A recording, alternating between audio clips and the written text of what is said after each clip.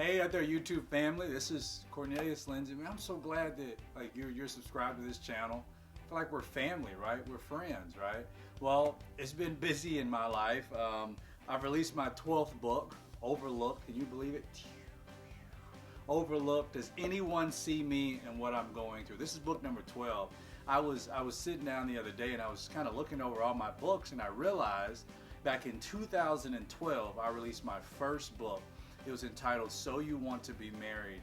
And in that book, I talk about my journey to the altar. I talk about how my wife and I, how we waited to kiss until our wedding day. I talked about, what some of our boundaries were. I talked about what some of our convictions were. I talked about what my responsibility was as a man in the relationship, to treat her. So I had a lot of different things in that book, and that was back in 2012. Then my next book I wrote was entitled I'm Married Now What?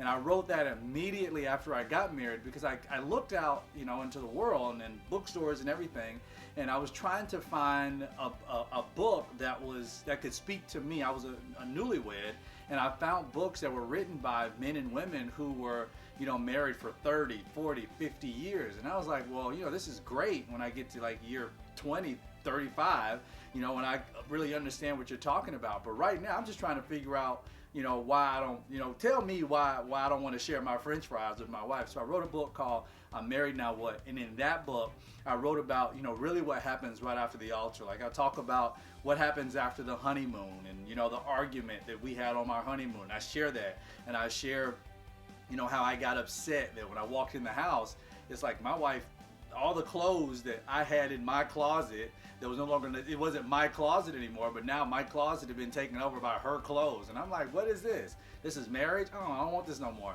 So I write a lot about that in my book, I'm Married Now What? Then I wrote Learning How to Walk by Faith, and I write about, my journey of dropping out of college and why I dropped out and, really following God and what all that means. And I wrote a book called Not for Sale, just educating people, letting them know that you're not for sale. You're not for sale to this world. You don't have to pimp yourself out to this world. You don't have to be a prostitute for the devil. I wrote about that, and then I wrote a book, So You Want to Be a Man. Then that was just, for those men, for those young guys who are like, man, I want to know what biblical manhood is and what does that mean. And so I wrote about that in So You Want to Be a Man. Then I also have a teen edition to So You Want to Be a Man. And then I wrote a book called Decoding the Silent Man's Language, because I kept getting all these questions from women who are asking, what do I say, or what is my boyfriend, or what is my husband saying when he's not saying anything? So you know what I did? I decoded the silent man's language. I was a silent man when I got married. My wife would always say to me, you don't want to talk. And I would always say, because I ain't got nothing to say. And, she would ask me, how was your day? And I would say, long. But she wanted a long, detailed answer. I didn't have no details to give her.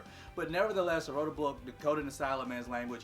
I wrote a book called Suffering in Silence, really what it means to suffer in silence. And I write about my life again, being a short, fat, chubby kid and always picked on, when I wore a red shirt as a kid, they would call me Kool-Aid Man at school. I was in middle school and stuff like that. For one Valentine's Day, I was on the bus with everybody else, and I was a big overweight kid, and so they gave me a bra. Can you believe that? They gave me a bra as a gag gift on a school bus, and I'm in front of everybody, open up the gift, and there's a bra in there, and they're like, yeah, you should wear that because you're fat. And I'm like, wow, So I write a lot about that, a lot about my insecurities and how you suffer in silence. I wrote another book. I don't know. I don't know how many I just talked about. The point of the matter is that I've over 6 years I've been able to write 12 books, and then this is number 12. So I hope you have an opportunity to get it. You can grab it on Amazon.com, Kindle, Audible. You can even buy it straight from my website at CorneliusLindsay.com. But today I want to talk to you about something. One of the things that we do at our church is we have premarital class, and I teach a class for all of our couples who are wanting to be married. They may be courting. I even allow for seriously singles to come to the class. I especially want our engaged couples to come. But I have this class. This is one of the most important classes that we have at our church, besides our Christian basics where we talk about salvation and other things. But the premarital course is so important. And you would say, well, why in the world is that important? Because many people don't don't understand the importance of preparing for what you're getting ready to go into. And marriage is an important thing for you to prepare for. You need to be prepared before you just go and get married. And one of the subjects, one of the topics that I talk about in the premarital course is expectation. Believe it or not, many people don't ever think about their expectations. I have sat down with couples who said, you know, I expect something out of my spouse, or I expect something out of my boyfriend.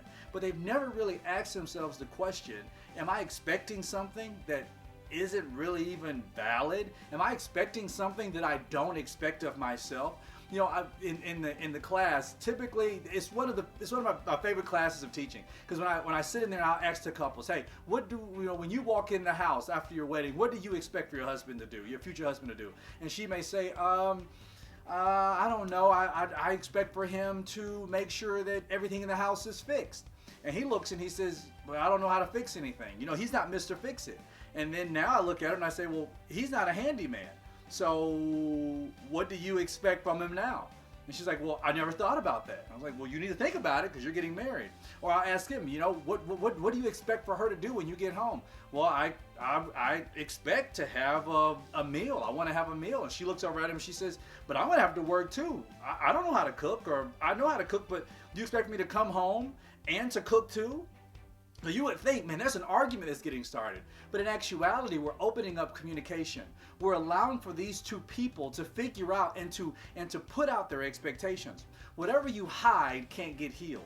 So if you bring the expectation out for everybody to see, then what happens is we're able to judge it, and to judge it righteously, to make sure that the expectation that you have is one that is valid and one that is also righteous. It's one that we can find in the Word of God. It's one that can be supported by God, and it's one that can be built off of God's Word. So I like to talk about expectations. You know, I like to talk about expectations when it comes to sex. So I ask the couples, hey, what is your expectation on having sex? And they'll look at me and they'll say, I expect to have it every day. And then the person will look and say, every day? Hold on, every day? You expect me to do this every day? I got to work, I got to do this and all this, and now you expect me to perform too?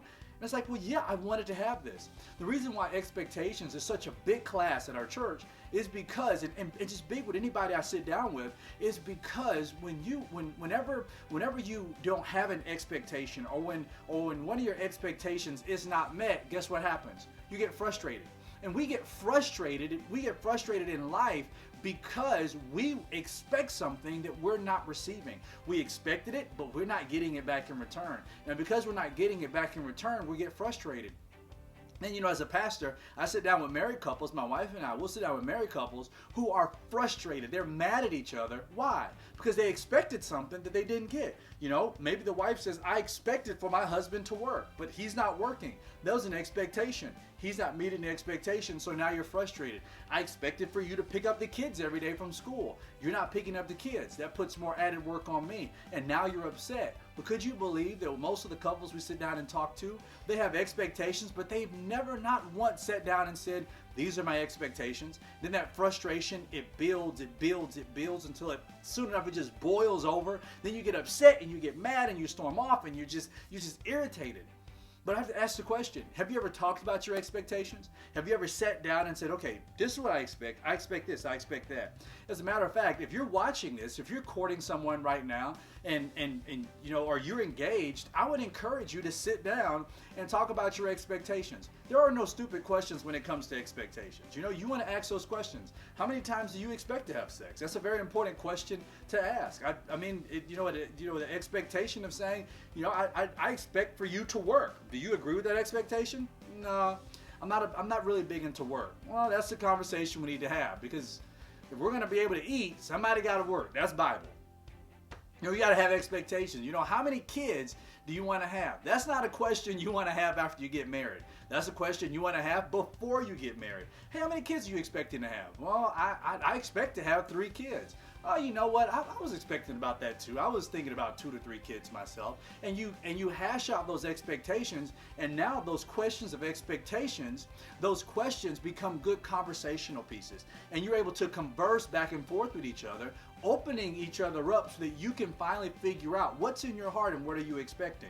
And then when those crazy expectations come up and you're like, you know what, we really don't have an answer to this one, those are those questions that I would encourage you to find a pastor, an elder, someone who's spirit-filled, someone who is wise, who can sit down with you and help to mediate that conversation.